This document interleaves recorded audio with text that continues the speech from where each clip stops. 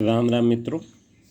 आज मैं रामायण में वर्णित भूगोल के एक ऐसे ज्ञान को आपके सामने प्रस्तुत करूंगा जिससे एक भारतीय होने के नाते आपका सिर गर्व से ऊंचा हो जाएगा कि हमारे पूर्वजों को भूगोल के बारे में कितना अधिक ज्ञान था।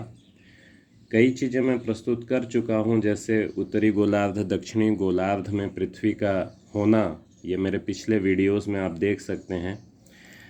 और जब उत्तरी गोलार्ध में शीत ऋतु पड़ रही है उस समय दक्षिणी गोलार्ध में ग्रीष्म ऋतु का पड़ना, मतलब जब यहाँ विंटर्स होते हैं तो वहाँ समर होता है, ये जानकारी होना। इसके अलावा पृथ्वी में 7 महाद्वीप हैं, ये जानकारी होना। ये सब मैं अभी पिछले वीडियोस में बता चुका हूँ। पुष्पक विमान कैसे उड़ता था उसका उल्लेख मैं कर चुका हूँ।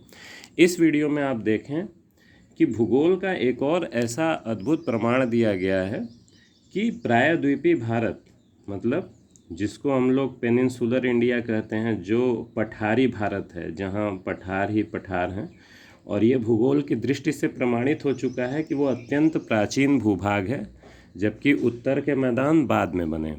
और यही चीज़ रामायण में कही गई है। श्लोक देखिए, इसका इन्फ्रेंस ये देखिए, किष्किंधा कांड है, ये सप्तविंश सर्ग यानी 27वां सर्ग है, और श्लोक संख्या में 16 आपको दिखा रहा हूँ।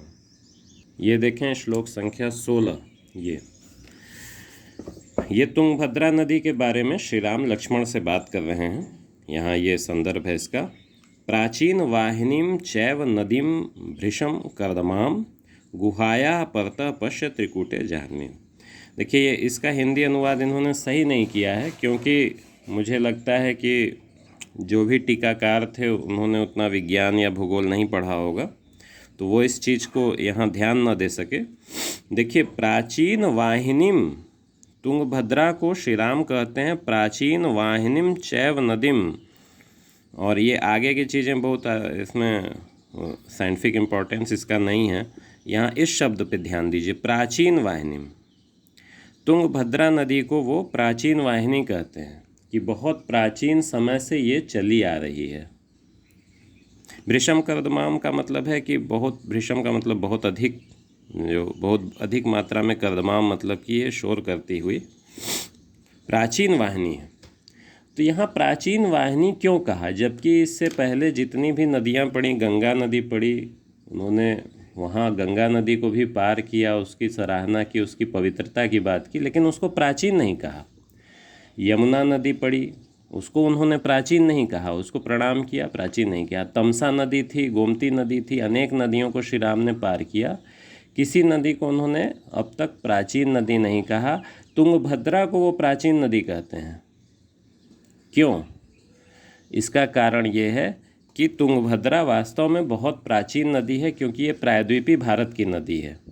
और प्रायद्वीपीय भारत जो बाकी भारत है, जो उत्तर के मैदान हैं, उनसे बहुत ज़्यादा पहले का बना हुआ है, क्योंकि उत्तर के मैदान तब बने जब हिमालय पर्वत बना, जबकि जो प्रायद्वीपीय भारत है वो तब का है जबकि हिमालय बना भी नहीं था। और भारत का जो जो भारत था वो उस समय एशिया से दूर था, यूरेशिया से दूर था। अगर टेक्टोनिक प्लेट्स की हम बात करें तो टेक्टोनिकली जो यूरेशियन प्लेट है वो इंडियन प्लेट से दूर थी, और बीच में एक समुद्र था जिसका नाम था टेथिस सागर या टेथिस सी। तो ये बात का इन्फ्रेंस इस शब्द में मिलता है, क्योंकि इन्होंने तुंगभद्रा को प्राचीन नदी कहा है। तो इसको मतलब श्री राम को पता था, और रामायण के रचयिताओं को ये चीज़ पता थी कि तुंगभद्रा या प्रायद्वीपीय भारत की जो नदियां हैं वो प्राचीन हैं। तो ये एक बहुत बड़ी बात है। अगर आप भूगोल या विज्ञान अगर गहराई से अध्ययन करते हो या जिज्ञासु स्वभाव के हों, तो आप खुद सोचिए कि उनको कैसे पता था। इसका मतलब कि उस समय का भूगोल या विज्ञान इतना उन्नत था। तो वास्तव में देखिए, हमें आगे बढ़ना है तो हमें अपने भूगोल विज्ञान को उतना उन्नति वापस प्रदान करनी होगी, हमें सबसे आगे निकलना होगा, और तभी जाके हम फिर वापस विश्वगुरु बन सकते हैं। रामायण हमको ये संदेश दे रहा है कि अगर हमें वास्तव में आज फिर श्री राम जैसा बनना है, श्री राम का युग लाना है, ये देखिए किसी धर्म की बात नहीं है, ये संस्कृति के उन्नयन की बात है। ये पूरे देश की संस्कृति, पूरे विश्व की संस्कृति के उन्नयन और सही चीज़ों को आगे आने की बात है कि मतलब जो बुराइयां हैं, जो बुरी शक्तियां हैं, जो राक्षसी प्रवृत्तियां हैं, वो न हो बल्कि सात्विक प्रवृत्तियां उन्नति करें। और इसका संबंध किसी मजहब या पंथ से नहीं है, इसका संबंध सात्विकता से है, मनुष्य के अंदर की सात्विकता से है। और जो भी बुराई के साथ खड़ा है उसको पीछे होना चाहिए, और जो श्रेष्ठता है उसको आगे आना चाहिए। लेकिन ये अपने आप नहीं होगा। अंग्रेज़ क्यों जीते? क्योंकि उनके पास तकनीक थी, उनके पास भूगोल का ज्ञान था। हमारे पूर्वजों के पास भूगोल का ज्ञान था, लेकिन हम लोगों ने क्या किया? हम लोग फिर बस बैठे रह गए मध्यकाल में।